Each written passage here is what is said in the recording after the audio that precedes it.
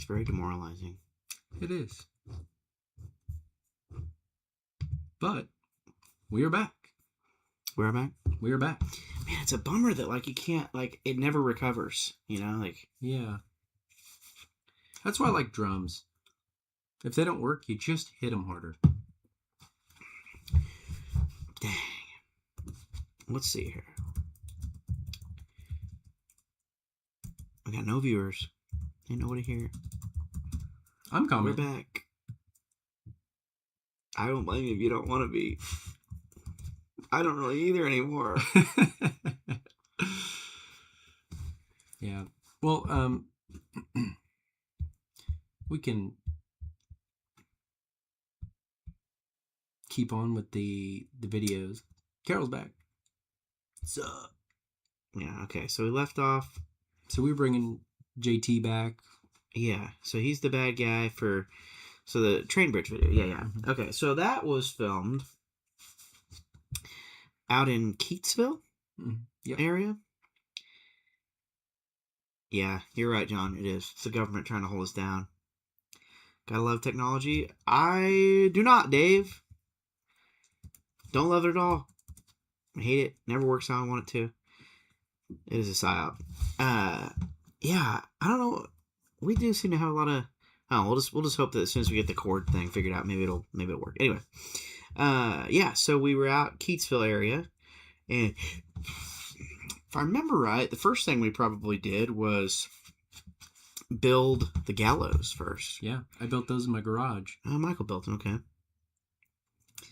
And that was actually one of the funny things that I think about from time to time.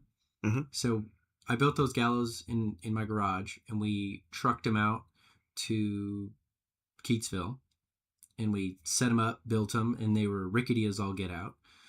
Yeah. I was not actually building them to be functional, just to not kill us. Ironically, Which that would have been actually the thing I wish you focus on most. huh?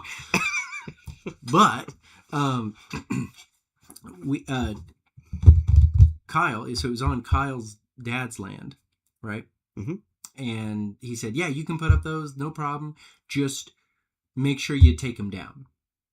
And I was like, "Yep, no problem." And that was a longer video shoot. And so by the end of the day, it was like, okay. And I think we actually even did some shooting like in a couple weeks later. So it's like, all right, well, we'll come back for those and get them. And then about once a year, I just have this wake up in the middle of the night and go, oh my gosh, I never got those gallows. And so I still wonder sometimes if they're just still out in the middle of that field, or if Kyle's dad fall in at some point. I mean, it was. Oh, is that the faith you have in my workmanship? I remember they almost fell when we were on them. Fair enough. It was good enough to hold the rope around my neck, but the part my feet was on was like really spongy. Yeah. Well, it was funny when they got the shots of our dangling feet. There was no trapdoor, so we actually just had to hang on to the top bar, and then just like kind of do a hang and just dangle our feet while Jay filmed our feet. Yeah, we got a good one there from John. Yeah. So off topic, Michael, have you considered weaving the mustache into chops once it gets a little longer? Not sure I've ever seen that. Weaving them into the chops? Are you talking like that? I think he means like the mustache is in with them. Oh, yeah. Well, see, that does happen sometimes, but it's my mustache length is very inconsistent, and so like I can get like the ends of it in, but then throughout the day they'll just kind of come out, but they'll come out in unevenly, and so then I've got like one really long mustache and one really short one, and so I just don't anymore. Plus, then I can do this all the time. In with them, he says. Yeah. So we brought in a couple other characters. I have an interesting anecdote about the gallows real quick, though. Yeah, go for it. I remember there was a little church up on the hill, and when we were up in the gallows and we had the nooses around our neck, like in the distance, like a mile away, you could see that little white church up on the hill. Yeah. Which, I remember thinking they could probably see the gallows too, which was funny. Mhm. But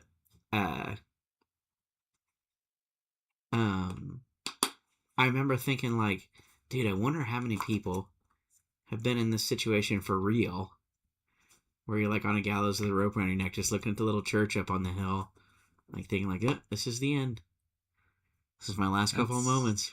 That's pretty heavy. Like that's what the rope feels like. That's what obviously I didn't have the tug of death's fingertips at my toes like they do, but close was, since Michael made that one board that our feet was on the squishiest one.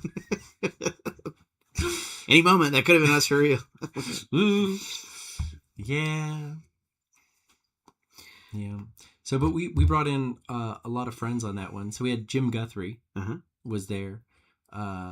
Lance came back. Yep. And so these were all the henchmen for the bad guys. Yeah. Yes. And I'm getting two names mixed up. Chad Vaughn. I kept wanting to say Chad Stewart. I'm like, no, it's Chris Stewart. Chris wasn't there. No, Chris wasn't there. I wonder why Chris wasn't there. And then his son, the infamous YouTuber Capsation Kid, was Aaron Vaughn. Yeah, he was the guy that saved us. And funny, he was a sharpshooter. He was a sharpshooter, and I remember they were filming his scene where he had that rifle, and I was trying to think. There was something they asked him to do. They were like, "All right, now like shoot, and then like do something. Like I want 3 shots, and then I want you to cock it." And I stepped in, being like, "Well, that's a lever action rifle, and you actually need to cock it every time." And it was so great. Jay looked up at me and he's like, "Yeah, it's also an 8-year-old boy shooting a rifle." So I was like, fair point. And I never criticized his movie magic skills again, because he is supreme professional. I really liked that because it reminded me a lot of that scene in A Christmas Story where, was it Bobby? That's not the little boy's name. When he's daydreaming about shooting the burglars trying to get into his house when he gets his Red Ryder finally. And I think it's a similar thing where he's like shooting several times and then re-levering his little Red Ryder BB gun. Well, Ma, what do we got? Becky and I just watched that. Oh, nice. It's great. Yeah, so, and there's one. Oh, Ralphie. Yeah, Ralphie's the kid. Josh James says 10 out of 10, a good bleed out spot. Looking into church. I agree, brother. Yeah, so Bradley was in the band at this point, so Bradley was a good guy in this video. Mm-hmm. So we need to do another one so that Bradley can be a bad guy.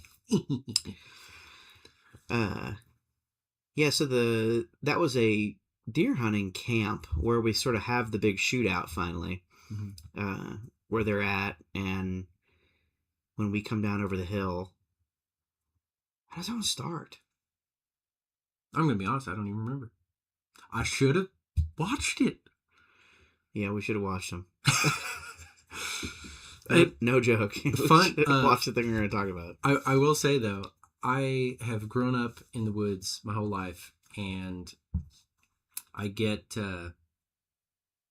Random reverb again. Oh, jeez. I've never gotten poison ivy so bad in my life. I mean, my arms swelled up like it was horrible. And I'll never, because we were rolling around in the weeds trying to, avoid the fire. And man, it was rough. I'm really susceptible to it, but I didn't get it for that one. Well, that's good. Oh, I remember. There's a whole pre-thing to this. So we are tied up by JT, which is John Green. Oh, yeah. And that was out at a little farmhouse, and we're in the shed, you and me. Yeah, that's right. And we escape. We pull the ropes off each other.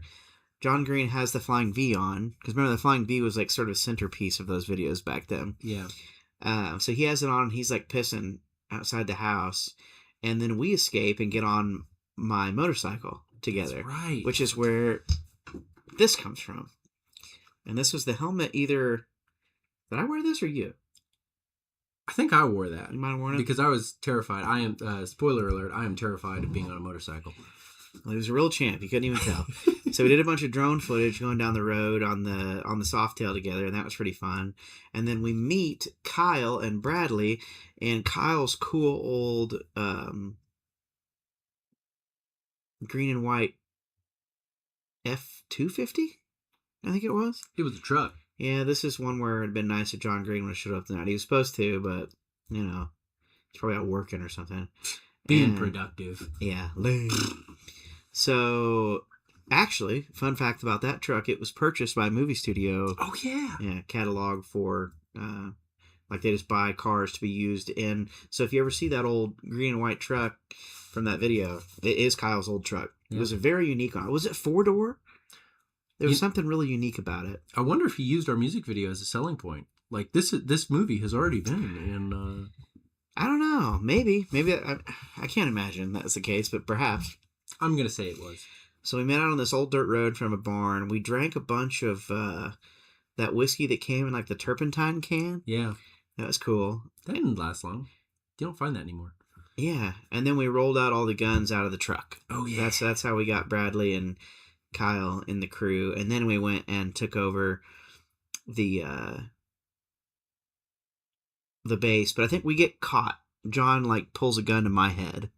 Yeah. And we get caught, and that's how we end up in the gallows. So it's sort of a, what do you call it? What's the kind of movie where it shows you where they die first? A Quentin Tarantino? Yeah, it was essentially that, where it's like that we were being hung first, and then it shows you 4 hours earlier. Yeah. And then Cap Chasing Kid shoots us, and we had a bunch of ideas for, like, I was really lofty on this next one where I wanted to have, like, there was a guy who built a gooseneck trailer into a pirate ship. Oh, yeah. Down south somewhere, and I really wanted to do like a driving shot where there's like a sword fight on this trailer going down the road between like me and John or like a whole bunch of people, and which I'd still like to do. So you never know, we'll see. But now we could have some real cool serious villain action between, you could have like Kyle, Brad, Hickam, we could resurrect John White from the grave. Just kidding, lives on the south side, he's fine. Got kids now somehow, they're like 30 years old, but no, he's doing great. And I'm happy for him, that's great. That's good news. That's actually great news. Yes, that video was killer. Yeah. I remember it was not as cold as the first one. Oh, yeah. If I remember right. Definitely not nearly as cold. Fun story, though, that there's that double barrel shotgun that John Green is using. And it's my grandpa used to work at a bank, the First State Bank of Biggsville in Biggsville, Illinois. And in the 60s at some point, it was held up, and he was actually held up twice. But one of the times, a guy brought in that shotgun, held up the bank, got away with some money, and they caught the guy like immediately. And it's like half an inch legal. It's just like that close to being illegal, but it is. And so I remember my grandpa talked to the sheriff and just said, "Man, I'd love to have that gun." The sheriff told him, "Well, I'm sure we could sort something out. You know, it's a town of 350 people." Russ Liston, other side of the family, not Ralph. But anyway, so the sheriff never got him the gun. So decades go by, and my dad is talking to the sheriff's son, and somehow that gets brought up, and the son is like, "Oh yeah, I've got that gun." And so my dad got it for him for Christmas. And while my dad had the gun, before Christmas, we used it in that music video. And then my grandpa got the gun for Christmas that he was held up with at the bank. So my grandpa now owns that gun. That's awesome. So, yeah, and I had a double barrel in that video as well. Yeah? Yeah, it was that, it was a 20 gauge, and it was my uncle's that he'd bought in Spain when he was in the Navy in the 70s. Toby, say hi. His face. He's got two angles on him. You got the belly angle and the double chin angle. He always look like this anymore. Like, So what brand is that shotgun? I can't remember, but I've never been able to find who the maker is. Yeah. Like I've showed it to people who are gun experts, and I've Googled it to death. And what's he doing? he just hiccuped. Oh, poor little guy. And I don't know, but it's beautiful. It's got a lot of really pretty like filigree all over it. It's really pretty blued. Yeah, it's a beautiful gun. Yeah, it really is. But I can't remember who used that in the video. I think, there was that little pistol too that I think Aaron was using. I think John might have ended up using the one that's behind my head, where he found that one was like potentially could have been like a Civil War era pistol. Yeah, right? but he like found that out later, and it was surprisingly old. So that was really sweet. I think it was pretty bound up to where like the hammer didn't pull back or something now anyway. But yeah, the gun that I used was my first gun I ever got when I was 7 years old for hunting squirrel. Oh, yeah, I've got that old. Actually, it's behind you, or it's up there, but it's you can't pull it down. It's all screwed in. But that's the old Confederate Navy muzzleloader or black powder pistol that I got when I was like 14 or 15, and actually never got to shoot it before I wore it out from just pulling the hammer back and dry firing it and practicing all my little pistol moves with it. So it's been nothing but a prop its whole life.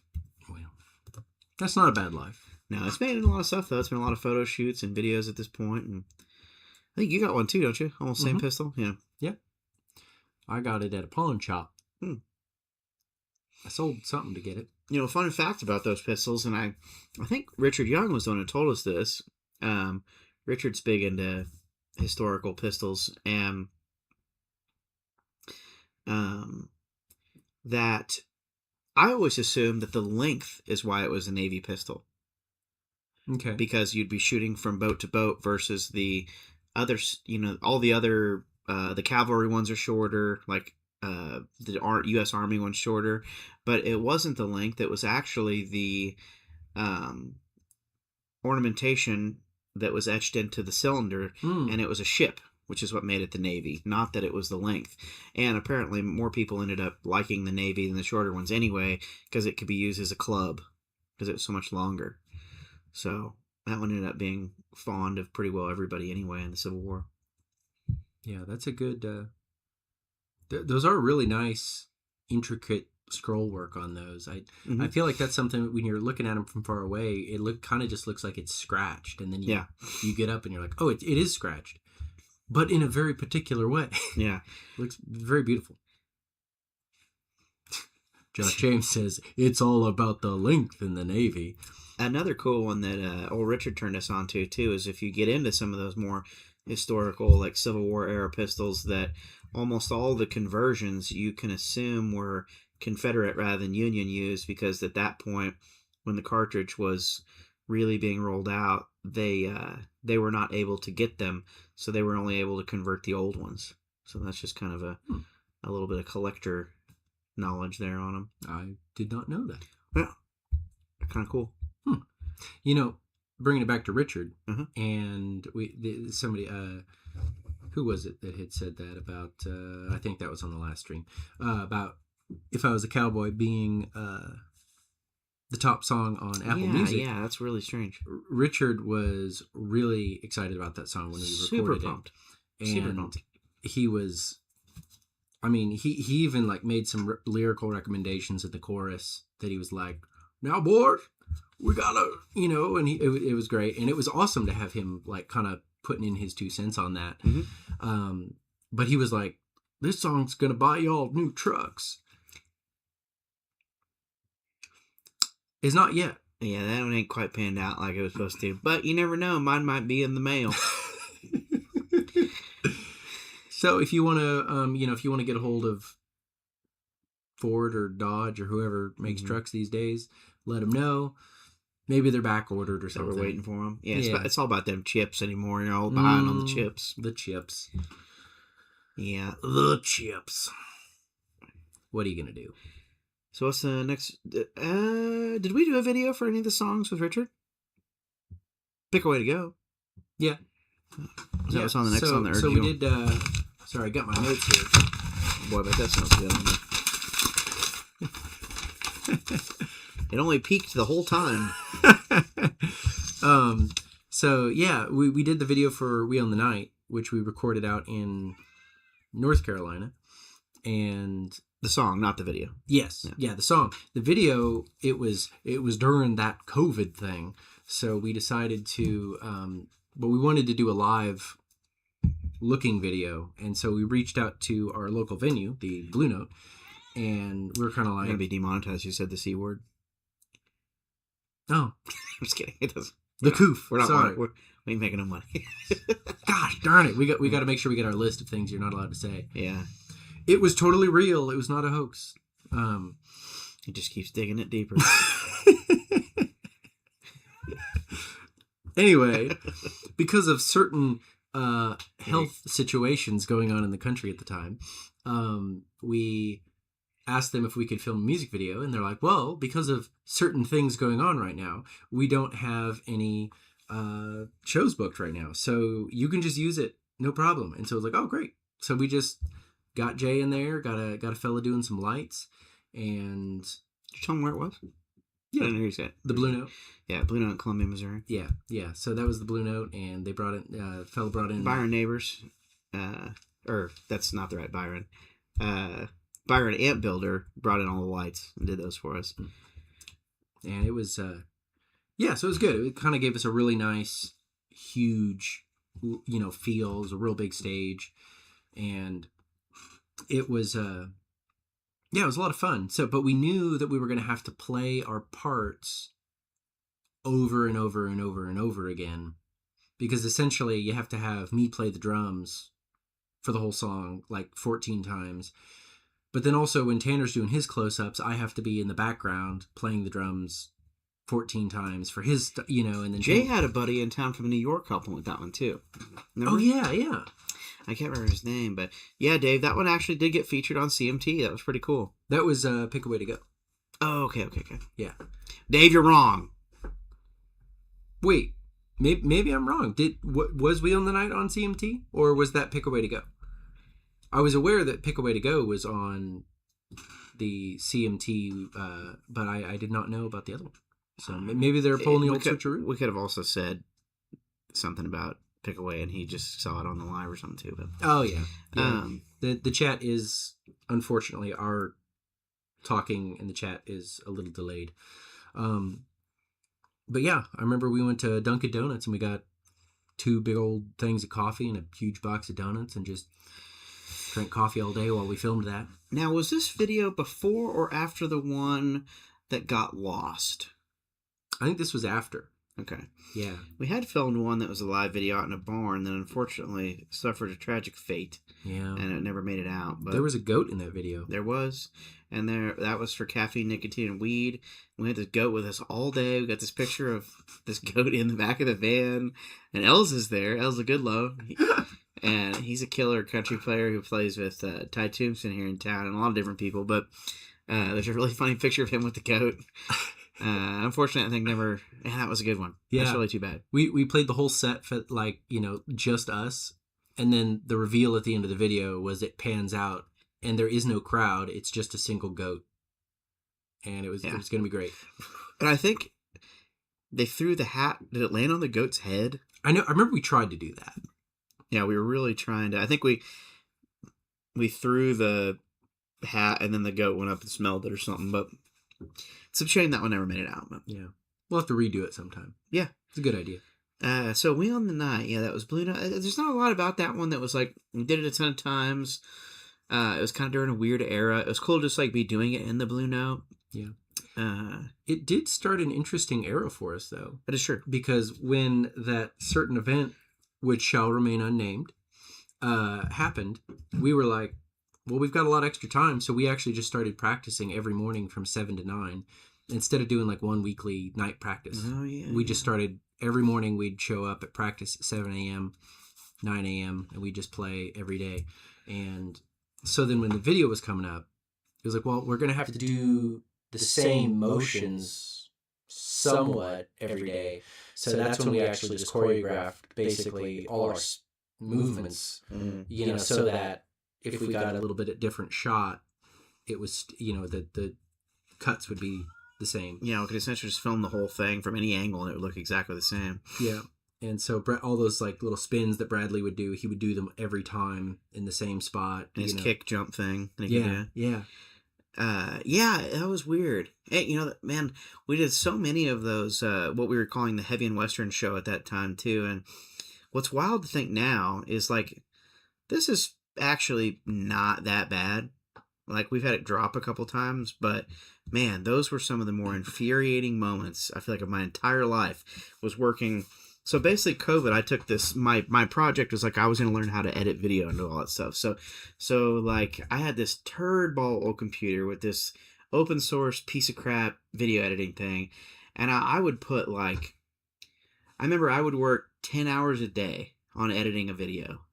And I would do that for multiple days. But it wasn't that it was the restrictions of my piece of crap computer and the software. But it was like, I was teaching lessons at the time. We couldn't play, but all the lessons were Zoom. And like some people were like, well, can I do my lesson at midnight? I'm like, yeah, sure. So my schedule was just like so strange. I was just video editing every day. I think I was living on the couch at that point too. It was a weird time. Yeah. But just to think now how much easier this is now that like this area has fiber internet, which I would assume a little bit of the all that time period, like internet not functioning, but like the whole world needed internet has kind of prompted this, like you can get fiber internet almost anywhere now, which is what we have. And like the fact that we can even do this with pretty minimal frustration is almost insane compared to like 2020.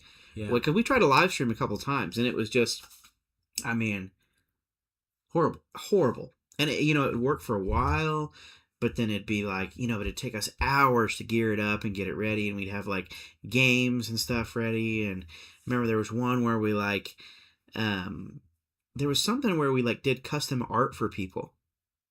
Remember that one? Oh yeah. I don't think I was there for that one. Okay. And then we mailed it to them depending on like what, I don't even remember the game, but, and then later it kind of became more of a canned thing where once the streaming was just unusable. Yeah. And I would just cut them up like episodes, but then I got this nicer computer and started using DaVinci Resolve, and it was like it went from a 50-hour edit to like 3. Yeah, crazy. And I mean, you did the live Time Machine video. Yeah, that we filmed at Duke's. Yeah, and that's new stuff though. Like I guess, and I used the new software and everything. But yes, yeah, I did that one. And somebody mentioned earlier, did we do any music video in Europe? And we did actually film almost the entirety of the Europe trip. With this GoPro you're looking at me on right now, we filmed, I think, every show.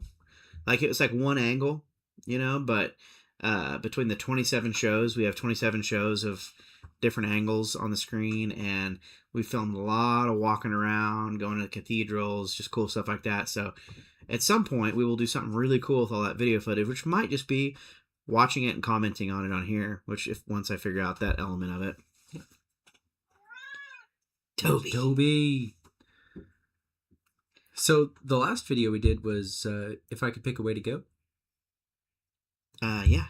And that was really a really good one because you wrote in that time frame of the unspecified virus of unknown origin. Mm-hmm. You wrote that song, If I Could Pick a Way to Go. Yeah. That was a really special one. And when we recorded that, like we had done 6 tunes with Richard. And then Tanner was like, well, we got a couple hours left. Can we try to cut this acoustic tune? And Richard was like, boys, I don't think we have any more time. I don't think we can do it. And it was like, Byron Neighbors, by the way, on the lights. Oh yeah. But so but he's like, let me just run it. And he did a pass of it. And Richard was just instantly like, okay, cut it. That's good. That's good. And like, it was, I don't think I've ever seen a song move a person so intensely in person before. That was like he really connected with that song. It was really special to watch that. Yeah, that one ended up being like a really interesting deal too, because it was like I wrote it during COVID, and it was like, man, I'd rather die anywhere than here in my room of COVID by myself. I said COVID twice. 3 times now. But I'm talking about it like I really love it, so maybe that'll make it better. Probably not. And C Word. Not the British bad one, but so yeah, and that was kind of the premise of the tune, and the that whole week was like a pretty. So we recorded that record, and it was in an old Coke bottling facility down in Glasgow, Kentucky. Yeah, Glasgow, Kentucky.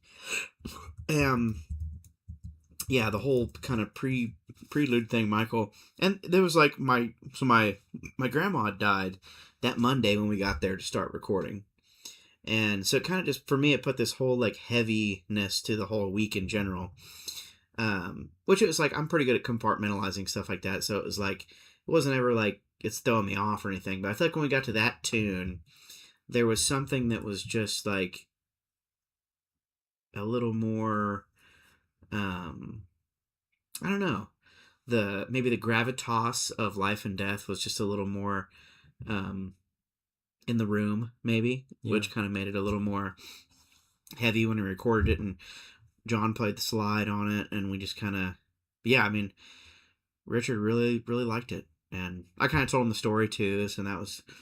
But, we'd all been locked in this old Coke bottling factory for like 14 hours a day for a whole week. So we were probably all a little emotionally spent anyway. So yeah, everybody was probably a little more apt to be moved by something. But it was a pretty special experience that I feel like I'll remember for a long time. It was. And I think because of that, that's what we really wanted to make the video special. And it was your idea to have our dads play the older version of us. Yeah, and it just seemed like, and our dads, thankfully they still all are, but were in really good health, and like, the excitement around the band was big, and so it was like, yeah, dude, we got to do something with our dads, and it's like, just have them be encapsulated in it, So it worked out great. I mean, it's still my favorite video. Yeah. And thankfully, we all look a lot like our dads. Mm-hmm. So my dad even grew a beard and shaved it like this so that there'd be that. And I feel like a little selfishly for me too, it just kind of makes something that like I can reflect on with my father in it too, which is cool. Yeah. I was gonna ask, do you remember what song we actually played on the stage at Nash Vegas? Because we recorded it at Nash Vegas, which was one of, like, the country bar that we always play at here in Columbia. And Connor was super cool about letting us have and like just use it, like all day, no restrictions. I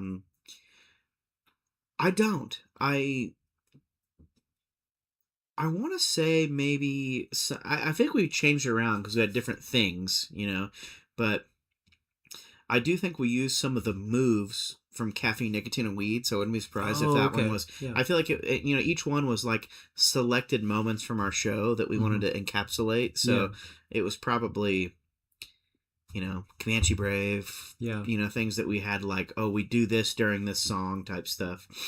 Yeah. Yeah, we were able to get some good moments in that one. Mm-hmm. And it was really special. And then it was really cool when CMT picked that up to run it, and it was like, oh yeah, it was kind of a nice, and especially because normally what we do probably wouldn't work for CMT. So unfortunately we were still scorned by our hometown once again. Columbia, Missouri is not a big fan of the Comancheros, but we tried really hard to get anybody local to pick that song up in that video, but no cigar.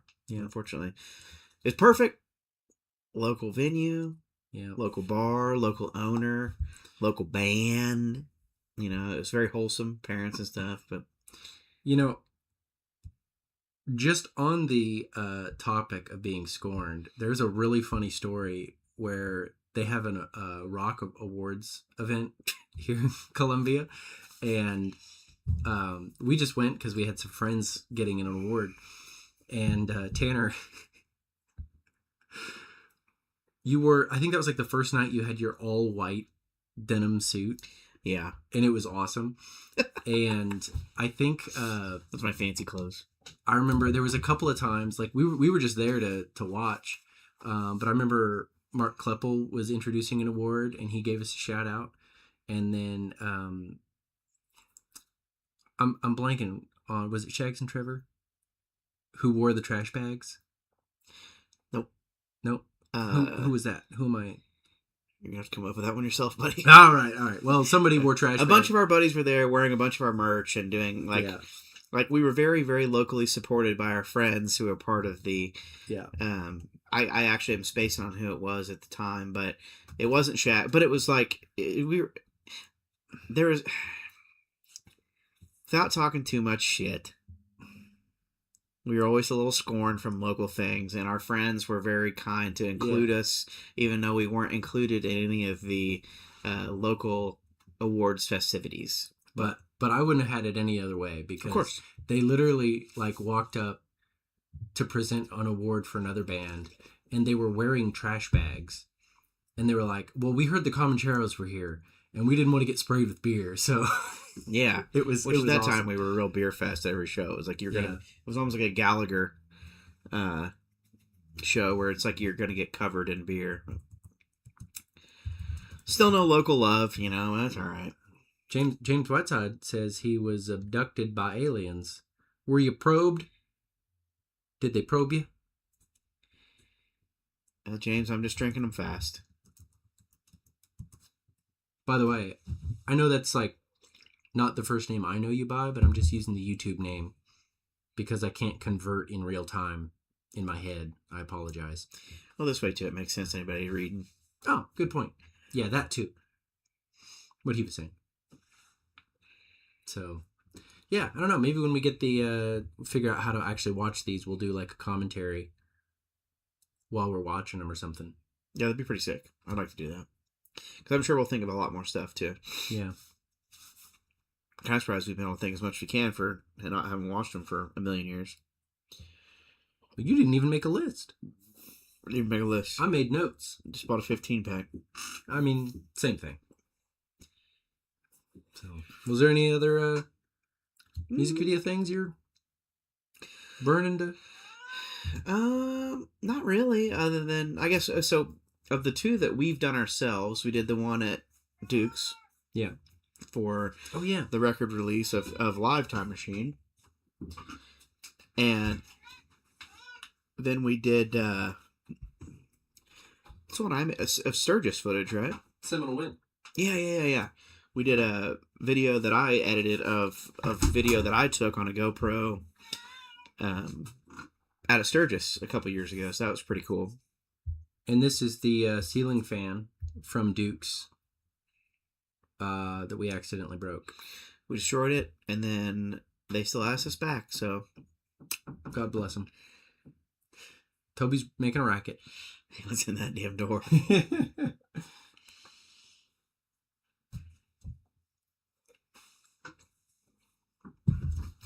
But I think that's it. I think that's all I wanted to talk about as far as music videos go. I think that's the only ones we got. Cool. I don't know. Would you guys like to see European music video of you have stuff from Europe? I don't know what we do it of yet. Probably something off this new record we've got working on now. I think we got 4 songs recorded. Yeah. For it.